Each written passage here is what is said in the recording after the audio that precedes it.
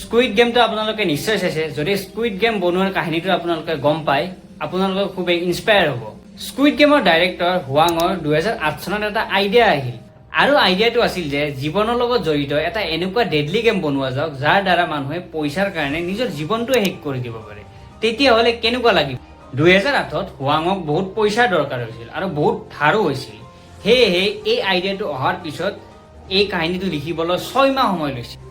আৰু এই সিৰিজখনৰ মেইন কেৰেক্টাৰটো তেওঁৰ জীৱনৰ ওপৰতে আধাৰিত। আৰু হুৱাঙে এই কাহিনীটো লিখা হোৱাৰ পিছত বহুতো প্ৰডাকশ্যন হাউচত গৈছিল যাতে তেওঁৰ এই কাহিনীটো প্ৰডিউচ কৰে। আৰু তেতিয়া সকলোবোৰ প্ৰডাকশ্যন হাউচে মানা কৰি দিছিল আৰু কৈছিল যে এইটো একদম বেকাৰ আৰু কাম নোহোৱা স্ক্ৰিপ্ট, এই স্ক্ৰিপ্টটো কেতিয়াও নচলিব।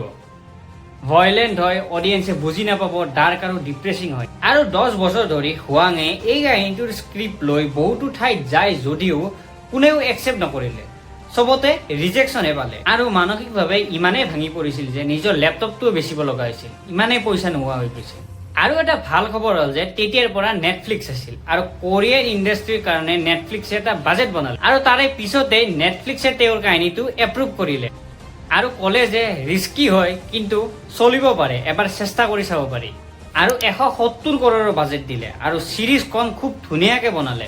আৰু শেষত স্কুইড গেম 2021 চনত ৰিলিজ হয় আৰু 94খন দেশত নেটফ্লিক্সৰ নাম্বাৰ 1 শ্ব' হিচাপে পৰিগণিত হয়।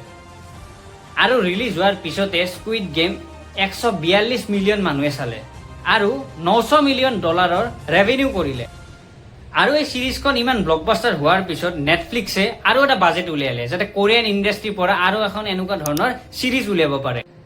আৰু শেষত স্কুইড গেমৰ ডাইৰেক্টৰজনে এটা কথাই ক'লে যে নাম্বাৰ 1 হ'বলৈ হ'লে এটা ভাল চিন্তা ধাৰণা লাগিব, সাহস লাগিব আৰু একাগ্ৰতাৰে কাম কৰিব লাগিব, তেতিয়াহ'লে সকলো অসম্ভৱ কামো সম্ভৱ কৰি তুলিব পাৰি।